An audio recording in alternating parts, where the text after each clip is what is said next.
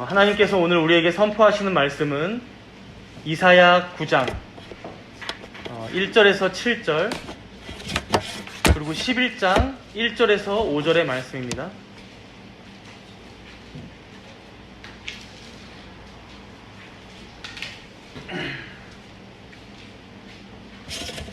제가 어제 공지드렸다시피 본문 말씀은 8장 19절에서 12장 6절까지인데 봉독은 이렇게 하도록 하겠습니다. 이사야 9장 1절에서 7절입니다. 전에 고통받던 자들에게는 흑암이 없으리로다. 옛적에는 여호와께서 스불론 땅과 납달리 땅이 멸시를 당하게 하셨더니 후에는 해변 길과 요단 저쪽 이방의 갈릴리를 영화롭게 하셨느니라. 흑암에 행하던 백성이 큰 빛을 보고 사망의 그늘진 땅에 거주하던 자에게 빛이 비치도다. 주께서 이 나라를 창성하게 하시며 그 즐거움을 더하게 하셨으므로 추수하는 즐거움과 탈취물을 나눌 때의 즐거움같이 그들이 주 앞에서 즐거워하오니 이는 그들이 무겁게 맨 멍에와 그들의 어깨의 채찍과 그 압제자의 막대기를 주께서 꺾으시되 미디안의 날과 같이 하셨음이니이다. 어지러이 싸우는 군인들의 신과 피 묻은 겉옷이 불에 섭같이 살라지리니 이는 한 아기가 우리에게 낳고 한 아들을 우리에게 주신 바 되었는데 그의 어깨에는 정사를 메었고 그의 이름은 기묘자라 모사라 전능하신 하나님이라 영존하시는 아버지라 평강의 왕이라 할 것임이라.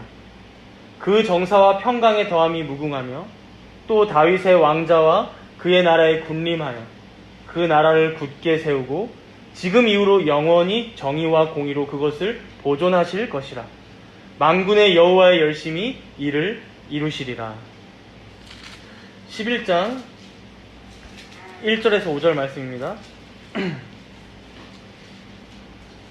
이새의 줄기에서 한 싹이 나며 그 뿌리에서 한 가지가 나서 결실할 것이요 그의 위에 여호와의 영 곧 지혜와 총명의 영이요 모략과 재능의 영이요 지식과 여호와를 경외하는 영이 강림하시리니 그가 여호와를 경외함으로 즐거움을 삼을 것이며 그의 눈에 보이는 대로 심판하지 아니하며 그의 귀에 들리는 대로 판단하지 아니하며 공의로 가난한 자를 심판하며 정직으로 세상의 겸손한 자를 판단할 것이며 그의 입에 막대기로 세상을 치며 그의 입술의 기운으로 악인을 죽일 것이며 공의로 그의 허리띠를 삼으며 성실로 그의 몸의 띠를 삼으리라.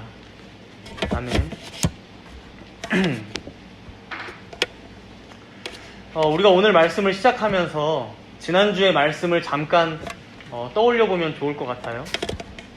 이사야의 시대 때 지도를 제가 보여드렸지만 가장 큰 제국이 아수르 제국이었죠. 그렇다 보니 그 바로 아래에 위치해 있던 북이스라엘과 아람은 반아수르 동맹을 맺었고 거기에 참여하지 않았던 남유다를 쳐들어가는 전쟁을 벌였습니다. 이때 남유다의 아하스 왕은 하나님을 의지해야 했지만 아수르를 더 의지하면서 그들에게 예물까지 보내면서 보호를 요청했죠. 그러자 하나님께서는 그런 아하스의 불신앙을 질책하시면서 친히 3명의 아들로 징조를 보여주셨는데 이사야의 첫째 아들 바로 스알야숲 남은 자가 돌아오리라. 그 다음에 둘째 아들 마헬살랄 하스바스 속히 약탈을 당할 것이다.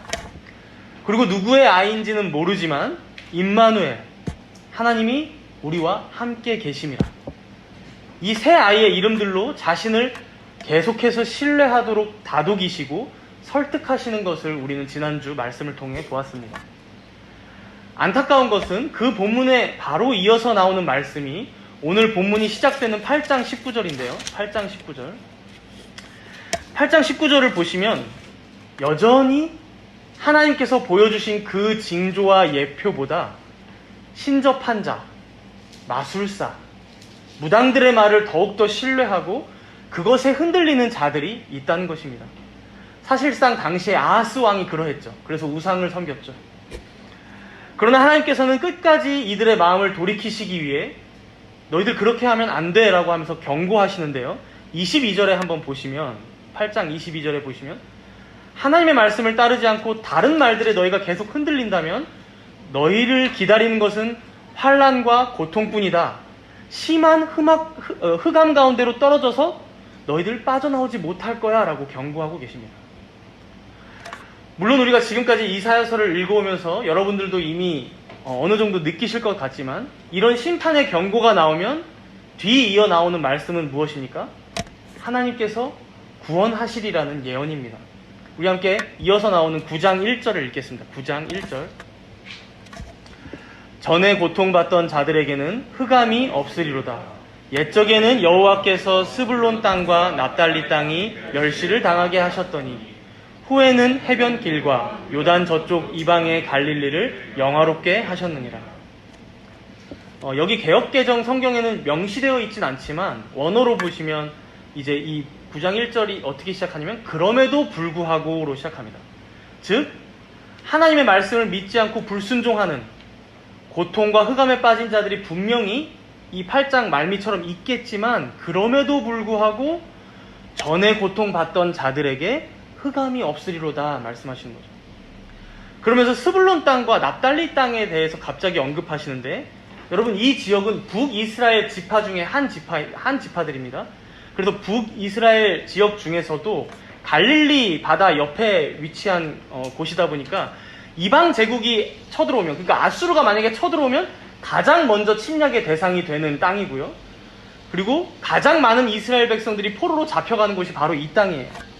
그렇다 보니 이방의 우상이나 이방의 문화들에도 가장 먼저 영향을 받는 곳이겠죠. 그래서 사실 북이스라엘 땅 중에서도 가장 타락한 땅, 또 가장 위험한 지역이라고 볼 수 있어요. 그런데 하나님께서는 거기가 옛적부터 멸시의 대상이 되어 왔을지는 몰라도 후에는 그곳을 영화롭게 하신다라고 지금 말씀하신 거예요. 그리고 실제로 이 예언은요, 우리가 메시아라고 믿는 그 예수님께서 이 땅에 오셨을 때 성취가 됩니다. 마태복음 4장에 보면 이제 예수님께서 사단에게 시험 받으신 이후에 이제 세례 요한이 잡히거든요. 근데 그 소식을 들으시고 예수님께서도 잡히실까 해서 이제 몸을 잠깐 피하시는데, 여기 북쪽 지역으로 이주해서 이제 거기서 잠시 동안 거주하십니다. 바로 그것을 두고 마태는 오늘 본문 1절과 2절을 인용하면서 설명했어요. 그래서 이어서 우리가 2절도 함께 읽어보도록 하겠습니다. 2절입니다.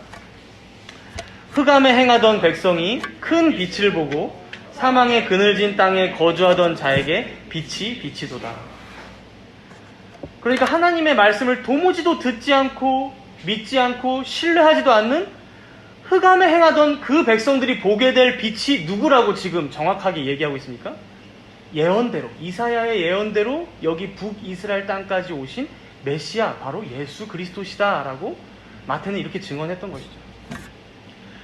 그러니까 최악의 땅, 그 스불론과 납달리에 있는 것과 같이 너희가 비참한 사망의 상태라고 해도 그럼에도 불구하고 그런 자에게 구원의 빛이 비칠 것인데, 바로 그 빛이 우리의 구원자이신 예수님이시다 라고 말씀하는 거죠. 그러면서 이어지는 이 예수님에 대해서 이렇게 설명합니다. 우리 6절과 7절, 9장 6절과 7절을 이어서 읽겠습니다. 이는 한 아기가 우리에게 낳고 한 아들을 우리에게 주신 바 되었는데 그의 어깨에는 정사를 메었고 그의 이름은 기묘자라 모사라 전능하신 하나님이라 영존하시는 아버지라 평강의 왕이라 할 것임이라. 그 정사와 평강의 더함이 무궁하며 또 다윗의 왕자와 그의 나라에 군림하여 그 나라를 굳게 세우고 지금 이후로 영원히 정의와 공의로 그것을 보존하실 것이라. 만군의 여호와의 열심히 이를 이루시리라. 한 아기, 한 아들을 우리에게 주셨는데 그의 어깨에는 무엇이 있습니까? 정사, 즉 주권자시다, 통치자시다. 그가 한 나라를 다스리는 왕이시다라는 거예요. 그리고 그 이름을 보니까 4개가 나옵니다. 그의 이름이. 먼저 기묘자라 모사라 하고 있지만 여기서 사실은 기묘한 모사, 한 이름입니다. 한 이름. 두 이름이 아닙니다. 그래서 기묘하게 놀랍게 도우시는 분이라는 의미예요. 기묘한 모사, 놀랍게 도우시는 분. 그리고 나머지 3 이름은 쉽습니다. 전능하신 하나님, 영존하시는 아버지, 평강의 왕. 그래서 7절에는 이런 이름을 가지신 분이다 보니 그의 주권과 평강은 영원할 것이고, 그런 왕이 다스리는 나라는 어떻겠습니까? 영원히 굳게 서죠. 그리고 정의와 공의로 그 나라가 보존될 것이다. 이 모든 것을 만군의 여호와의 열심히 이루실 것이다. 보증까지 하면서 마치고 있습니다.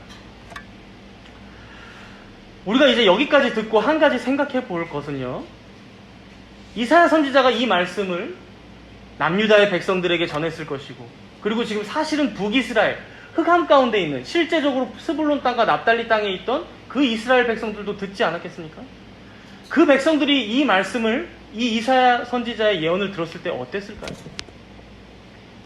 당시 아하스 왕의 치하에 있던 남유다 백성들, 또 하나님의 언약에서 너무 멀어진 것 같지만 그래도 아직은 이스라엘이라고 불리고 있는 북이스라엘 백성들, 이사야를 통해서 지금 하나님께서는 그들에게, 우리들에게, 이 흑암에 있는 우리들에게마저도 큰 빛이 임할 것이라고 예언은 해주고 있는데, 과연 이 말씀이 이들에게 얼마나 실제적으로 다가왔겠냐는 것이죠. 자신들의 왕은 아하스 왕인데, 자신들은 지금 북이스라엘 땅에 있는데 우상 숭배가 만연합니다. 그래서 이 이사야 선지자의 말씀을 계속 듣다 보면요, 우리 또한 이러한 딜레마에 빠지게 됩니다. 이 한 아기, 한 아들, 여호와의 싹이라 불렸고 임마누엘이라 불렸던 이 메시아이신 예수 그리스도의 탄생과 죽으심과 부활을 알고 믿고 살아간다는 우리도 어떻습니까? 과연 우리는 평강의 왕이신 그분이 다스리는 나라에 살고 있는 것일까? 과연 우리는 기묘한 모사요, 전능하신 하나님이신, 영존하신 아버지이신 그분의 백성이 맞는 것일까? 그게 맞다면 우리의 인생은 왜 이럴까? 우리가 하는 신앙생활은 왜 이리 버겁기만 할까? 우리의 교회를 진정으로 그러한 왕이 다스리고 계시다면, 그분이 보호하고 계시다면 왜 우리의 모습은, 우리 교회의 모습은 이리도 연약하고 부족할까? 우리의 이런 혼란은 계속된다는 것이죠. 이런 고민들은. 그래서 우리가 세세하게 살펴보진 않았지만요, 9장 3절에서 5절을 잠시 보시면요, 정말 좋은 말씀들이 나옵니다.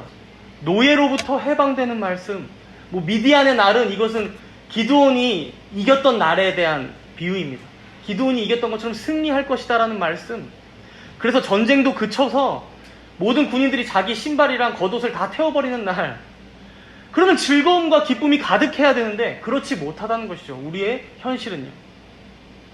물론 이 예언들은 어느 정도 부분적으로, 이 아하스 다음 왕이 누구냐면 히스기야 왕입니다. 그리고 그 다다음 왕인 또 요시야 왕이 있는데, 이 두 왕은 아주 선 왕이었어요. 그래도 평가되기를, 다윗의 길을 따랐던 왕들. 그래서 그들의 왕들에게서 성취되는 부분들이 부분적으로 있습니다. 그러나 부분적으로지 그 왕들 또한 완전하지 못했고 결국에는 실패하는 면모들을 우리는 발견하게 된다는 것이죠. 지금의 우리 또한 마찬가지예요. 우리가 신앙생활, 교회 생활을 하면서 부분적으로 이런 기쁨들이 회복되기도 하고 또 그것을 경험하기도 하지만 전혀 완전하지 않아서 때로는 거꾸로 오히려 힘들 때도 많다는 거예요. 그래서 여러분, 우리가 이사야서의 말씀을 읽을 때 계속해서 기억해야 할 것은, 사실 이 예언들의 내용은요, 지금은 거울로 보는 것과 같이 다 희미하다는 거예요. 거울로 보는 것과 같이.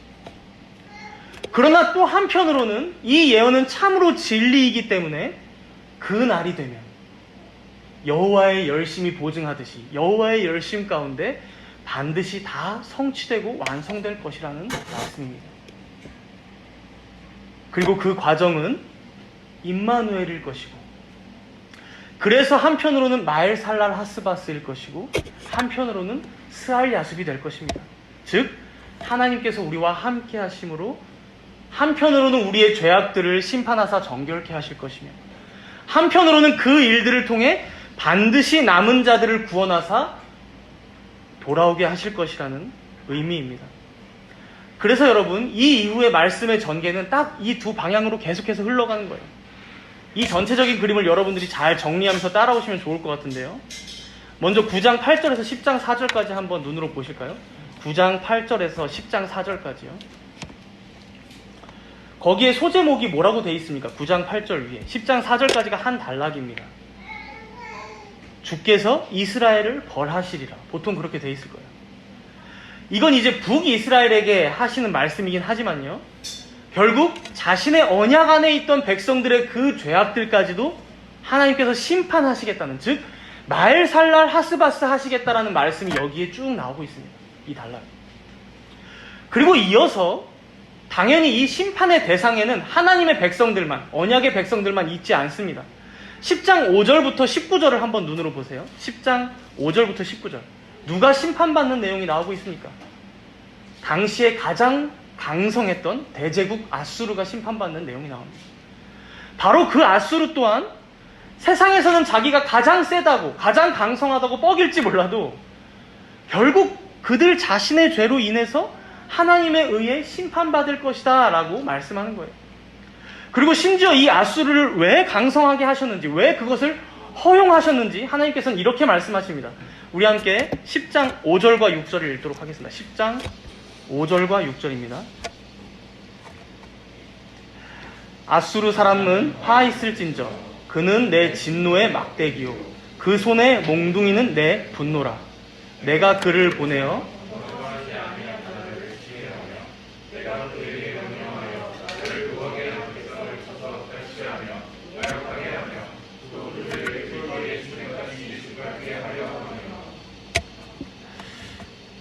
아수르는 자신들의 힘으로, 계속 이 단락을 여러분들이 쭉 읽어보셨다면, 그리고 집에 가서도 읽어보시면 좋을 것 같은데, 읽어보시면 우리가 내 손으로, 즉 내 힘으로, 내 지혜로 다른 나라를 정복하고 그 땅을 차지한 것이라고 착각합니다. 그러나 하나님께서는 그런 그들에게 말씀하시길 너희들을 진노의 막대기요 몽둥이로 사용하셨다라고 말씀하십니다. 그리고 그 일을 통해서 내 목적을 이루고 있었다라고 말씀하십니다. 내 목적을 이루고 있었다. 우리는 여기서 이스라엘 백성들이 왜 지금까지 아수르에게 그렇게 침략당하고 정복당하고 또 포로로 끌려가고 땅이 황폐케 되어지고 환난과 고통이 그들에게 허락되어 왔는지를 우리는 여기서 발견하게 됩니다. 하나님께서는 아수르를 자신의 막대기로 사용하셔서 자신의 자녀들을, 자신의 백성들을 징계해 오셨던 것입니다. 징계. 그렇게 마엘살랄 하스바스의 심판에 잠깐 놓이게 하시더라도 하나님께서는 자신의 백성들을 그들의 죄로부터 돌이키고 회개하게 하고자 하시는 하나님의 원대하신 뜻이 있으셨다는 거예요. 그래서 그 목적이 결국 성취되는 것을 우리는 이 단락 바로 다음에 발견하게 됩니다. 우리 20절과 21절을 함께 읽겠습니다. 10장 20절과 21절입니다.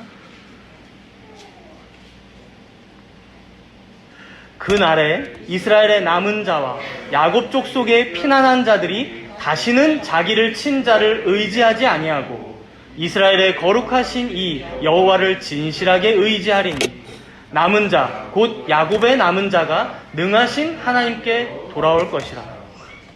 다시는 이 일들을 통해서 다시는 세상 제국인 아수르를 의지하지 않고 진실하게 하나님만 의지하도록 하나님께로 돌이키고 돌아오도록 하나님께서는 그 아수르를 자신의 막대기, 몽둥이로 사용해 오셨다는 것입니다. 여러분, 예수 믿으면 좀 행복했으면 좋겠죠. 예수 믿으면 좀 기쁘고 즐거운 일들만 많았으면 좋겠어요. 그런데 우리의 인생이나 신앙생활이 그렇지 못합니다. 왜 그렇습니까? 우리가 성도라는데, 하나님의 백성이라는데 여전히 우리의 모습은 죄인이거든요. 사실은 불신자들이랑 다를 게 거의 없거든요. 임마누엘 하나님께서 함께 하실 거야. 그런데 믿지 못해요. 하나님께서 말씀하셔도 그것에 반응하지 않아요. 순종하기보다 마음에서 반하는 마음이 먼저 들어요. 부지런히 그의 말씀을 따르려 하기보다 우리의 육신적인 게으름에 매여 살아요. 사랑하는 성도 여러분, 우리가 예수 그리스도의 구속의 은혜로 구원받았다, 의롭다 여김받았다, 즉 의인이 되었다, 우리의 신분이 의인이 되었다, 이 말은요, 단순히 우리의 죄가 용서받았다, 이 의미에서 그치지 않습니다. 그냥 우리의 죄가 없어졌다라는 의미에서 끝나지 않는다는 거예요. 십자가에서 달리신 예수님께서 우리의 죄를 가져가신 것은 물론이고, 그가 이루신 하나님의 의를 우리에게 주심으로 우리가 거룩하다 여김받는 성도, 의인이 되었다는 것입니다. 그래서 성경이 우리에게 이렇게 명령하는 것이죠. 구습을 따르는 옛사람을 벗어버리고 오직 거룩함으로 지으심을 받은 새 사람을 입으라. 너희의 옛사람이 그리스도와 함께 장사되었으니 이제는 새 생명을 받은 자로서 새 생명 가운데 행하라. 문제는 이 일이 우리에게 아주 힘든 과정으로 다가올 때가 많다는 것입니다. 여러분들 한번 여러분들의 인생을 되돌아보세요.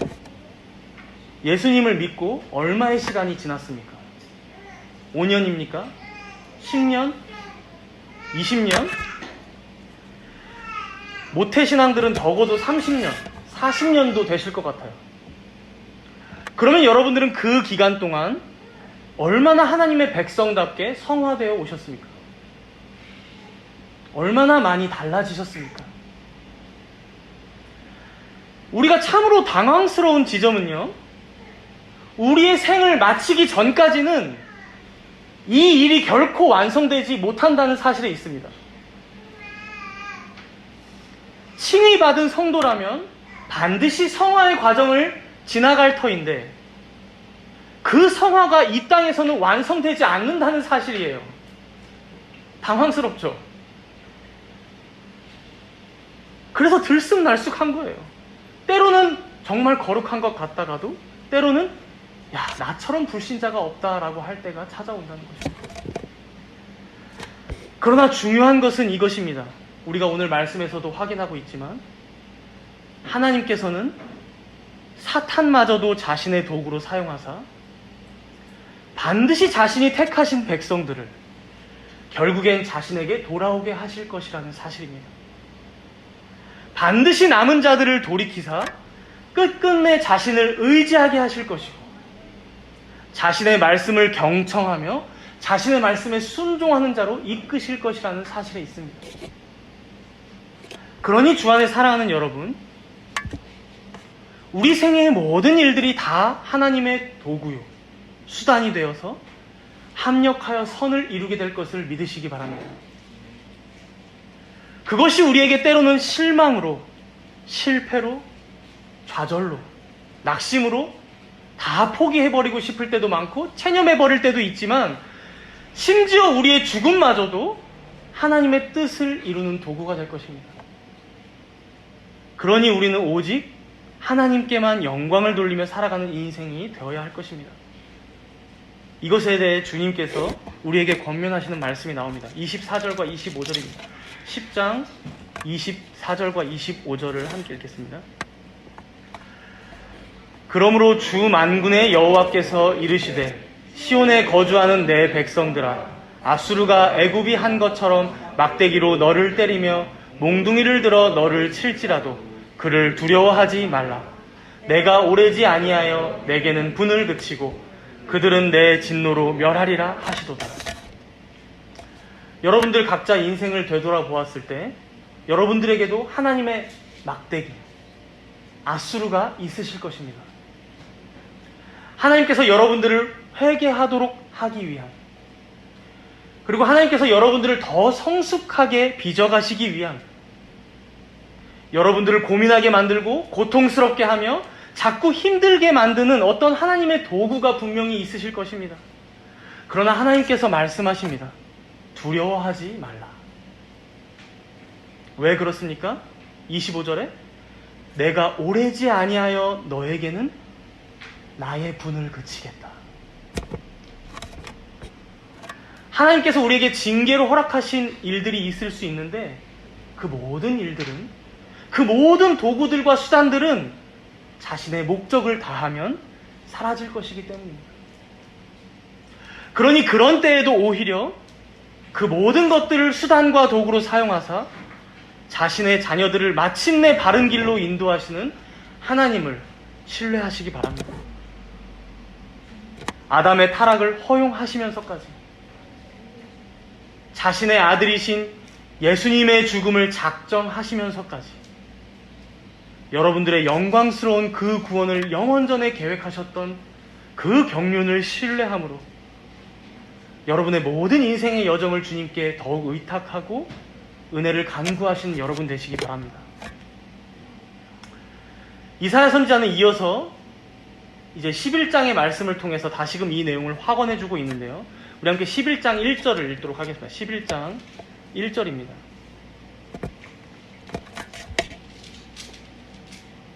이새의 줄기에서 한 싹이 나며 그 뿌리에서 한 가지가 나서 결실할 것이요.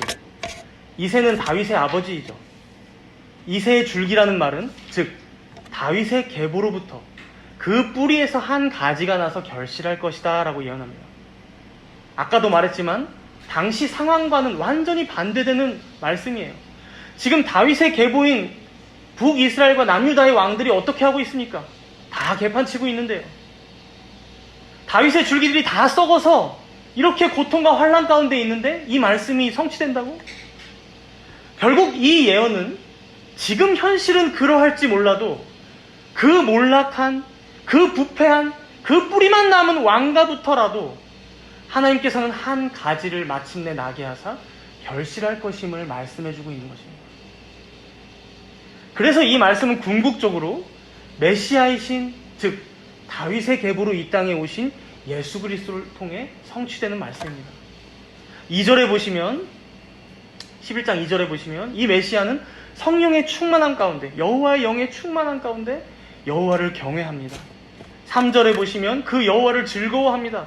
4절과 5절에 보시면 공의와 정직과 성실로 자신의 나라를 통치하십니다. 그리고 6절부터 8절에 보시면 이 메시아가 통치하시는 그 나라가 종말론적인 그때에, 그날에 어떤 나라가 되는지 우리에게 설명해주고 있는데요. 6절과 7절을 우리 함께 읽겠습니다. 6절과 7절입니다. 그때에 이리가 어린 양과 함께 살며 표범이 어린 염소와 함께 누우며 송아지와 어린 사자와 살진 짐승이 함께 있어 어린아이에게 끌리며 암소와 곰이 함께 먹으며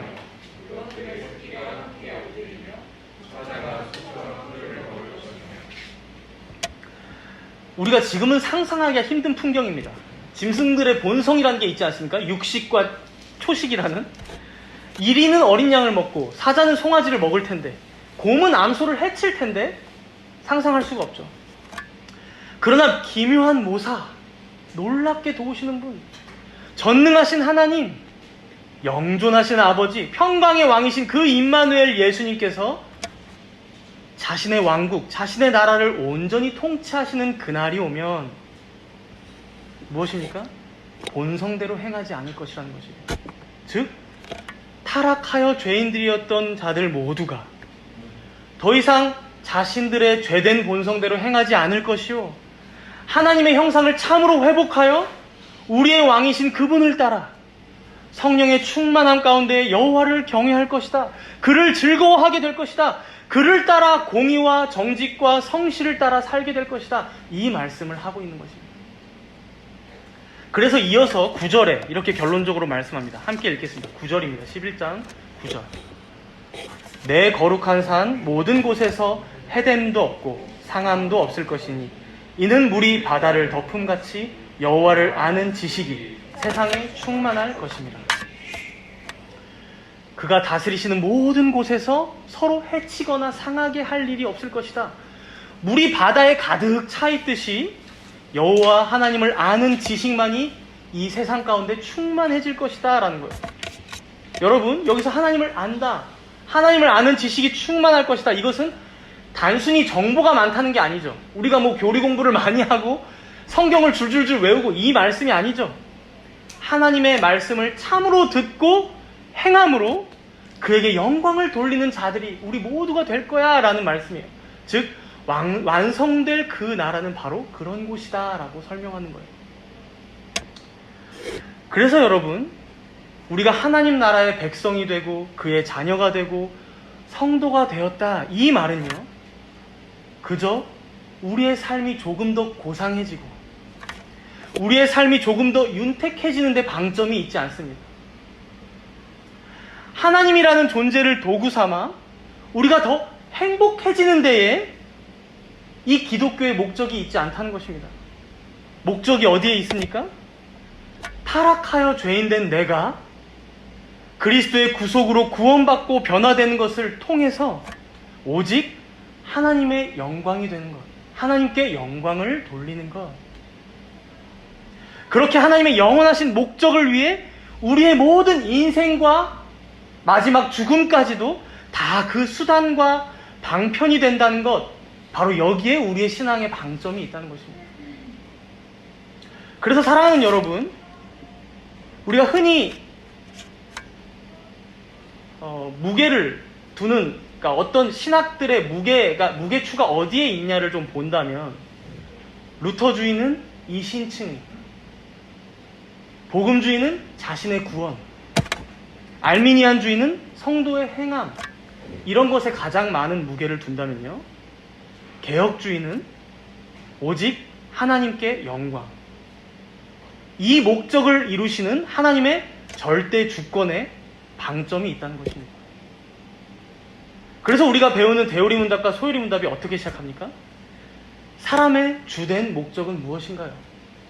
사람의 주된 목적은 하나님을 영화롭게 하는 것과 그를 영원토록 즐거워하는 것입니다. 즉 하나님의 영광을 위해 우리가 존재한다는 것을 인정하는 것이 우리의 출발점이 된다는 것입니다. 그래서 우리는 구원받고 끝이 될 수 없습니다. 구원받았으니까 이젠 내 욕심을 위해 살아야지. 이젠 내가 소원하는 내 인생의 목표를 위해 살아야지. 내 쾌락과 나만의 즐거움을 위해 살아야지. 이게 될 수가 없다는 것입니다. 구원 그 이후에 어쩌면 지금까지보다 더 길게 남은 성도의 삶이 남은 것입니다. 구원받은 이후에도 하나님의 목적과 그 나를 향해 가는 여정은 아직 많이 남아있다는 것입니다. 이 여정을 통해 하나님께서 반드시 우리를 성화시켜 나가실 것을, 그렇게 하나님 자신의 영광을 위해 우리 또한 사용하실 것을 우리는 믿음으로 나아간다는 것이죠.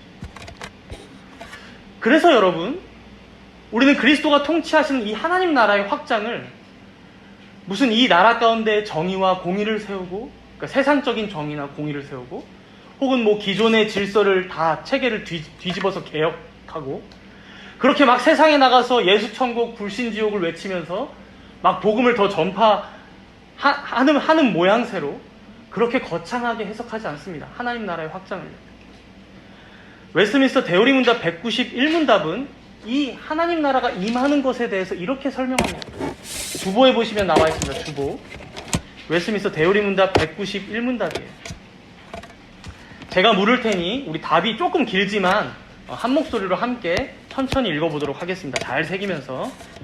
나라가 임하시오며 라는 두 번째 간구에서 우리는 무엇을 위해 기도합니까?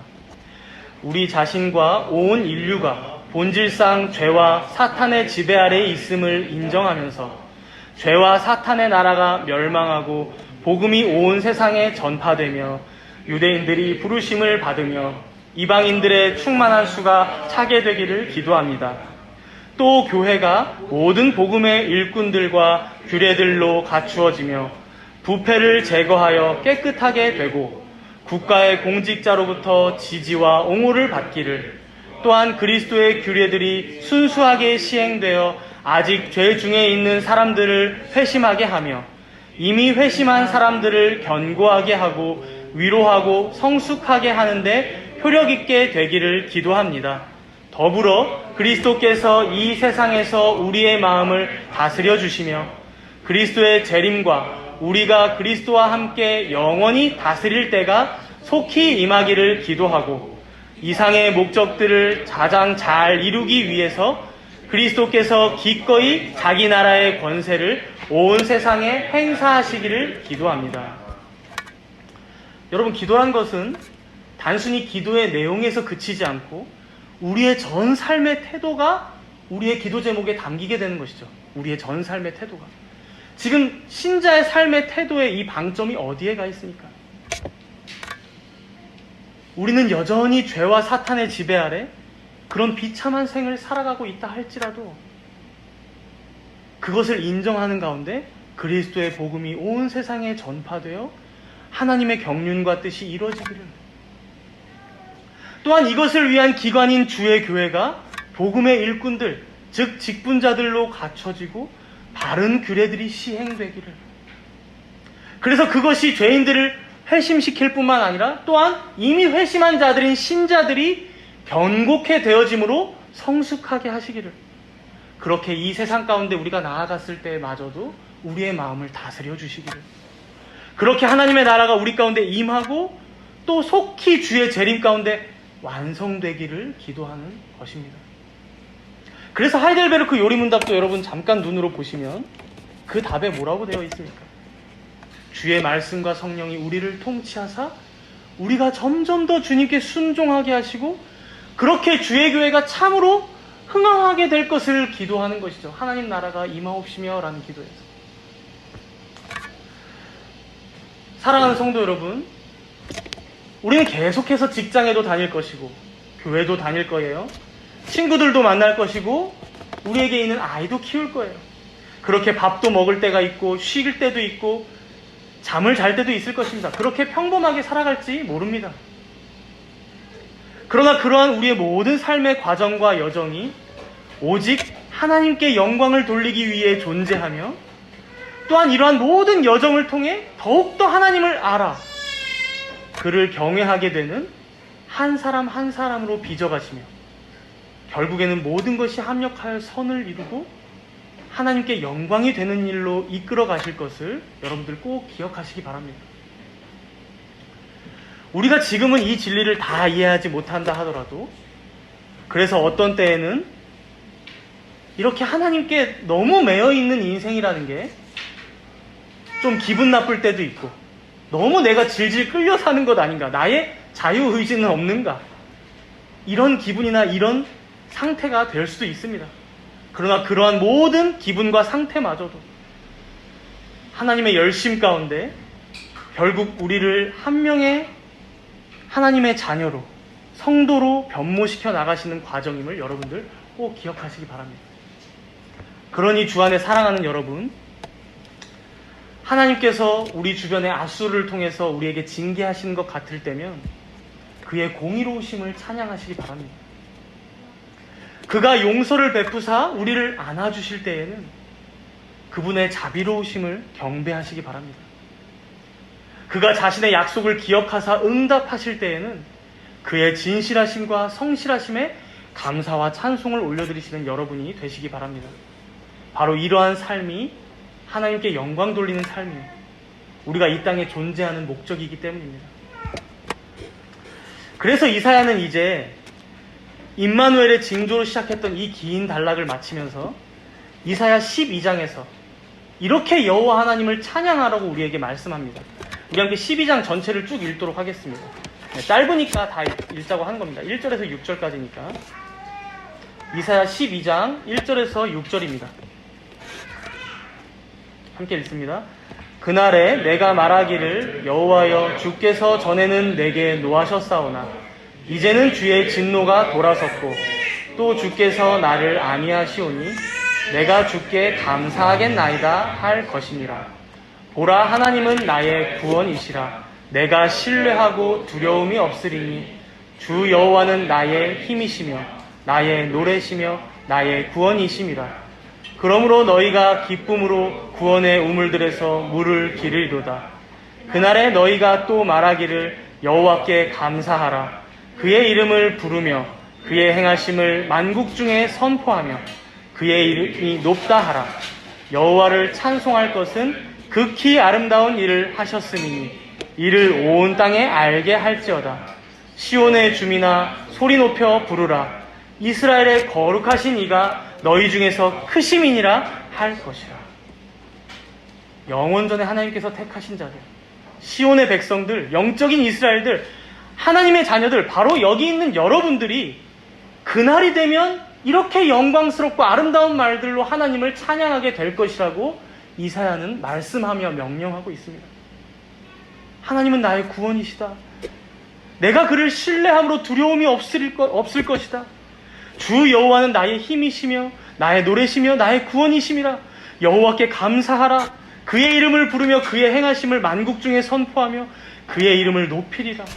우리가 그를 찬송할 것은 그가 극히 아름다운 일을 행하셨음이니이다. 시온의 주민아 소리 높여 부르라. 이스라엘의 거룩하신 이가 너희 중에서 크심이니라. 우리의 지금의 현실이 어떠하든지, 우리의 지금의 모습이 어떠하든지 여호와의 열심 가운데 하나님께서는 반드시 자신이 작정하신 대로 성취하실 것입니다. 그리고 자신이 예정하신 대로 택한 백성들을 돌아오게 하실 것입니다. 그리고 결국에는 삼위 하나님 홀로 영광을 받으실 것입니다. 우리 함께 기도하도록 하겠습니다.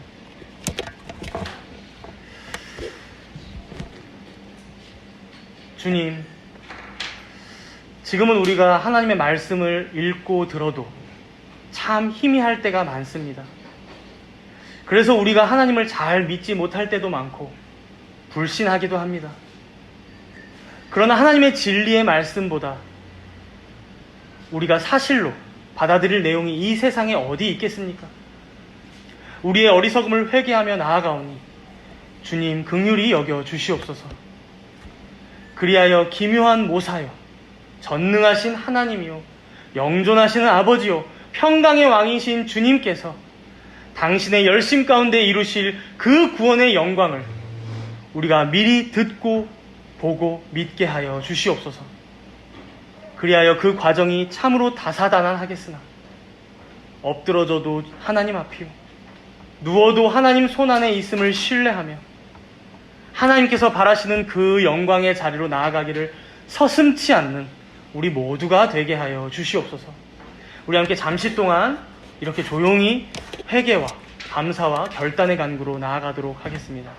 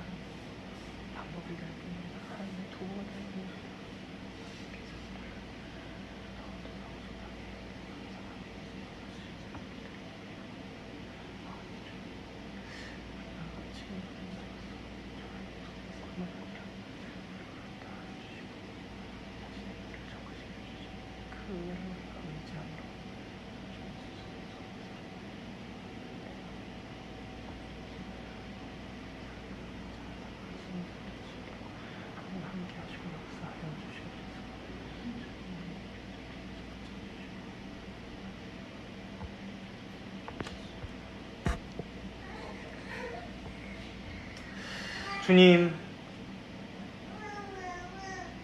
우리가 배우고 들은 대로 우리의 인생의 목적대로 하나님을 영화롭게 하고 그를 영원토록 즐거워하는 삶을 살겠다고 매번 결단하고 다짐하면서도 어찌나 우리는 하나님을 도구 삼아 어떻게 하면 내 삶을 좀 더 윤택하게 해볼까? 어떻게 하면 더 편안해져 볼까? 어떻게 하면 더 안락하게 살아가 볼까? 매일 고민하며 사는 죄인들일 뿐입니다. 주여, 이런 답 없는 자들임에도 하나님께서는 이런 자들임을 아시고 택하사 부르셨는 줄 믿습니다. 우리에겐 해답이 없어도 하나님께서는 이미 영원전에 작정하사 예정하시고 계획하신 줄 믿습니다. 하오니 주님, 때로는 이 과정이 지난하고 힘들다 하여도 우리에게 견디고 이겨내는 힘을 날마다 더하여 주시옵소서. 수많은 우리 인생의 아수르들이 찾아올 때가 많습니다. 그러나 그 모든 것들이 하나님의 선하신 손에 붙들린 도구요, 우리를 위한 징계임을 우리가 바라볼 때 더 빨리 주께로 피하고 더 속히 주께로 돌이키며 그렇게 복 있는 자 되어 하나님의 말씀에 순종하며 주를 따르는 자가 되게 하여 주시옵소서. 이 모든 일의 중보자 되신 예수 그리스도를 의지합니다. 이 모든 일에 보증 되시는 성령 하나님께 도움을 간구합니다. 우리를 불쌍히 여기사 은혜 내려 주시옵소서. 이 모든 말씀 감사드리오며 우리 주 예수 그리스도의 이름으로 기도드리옵나이다. 아멘.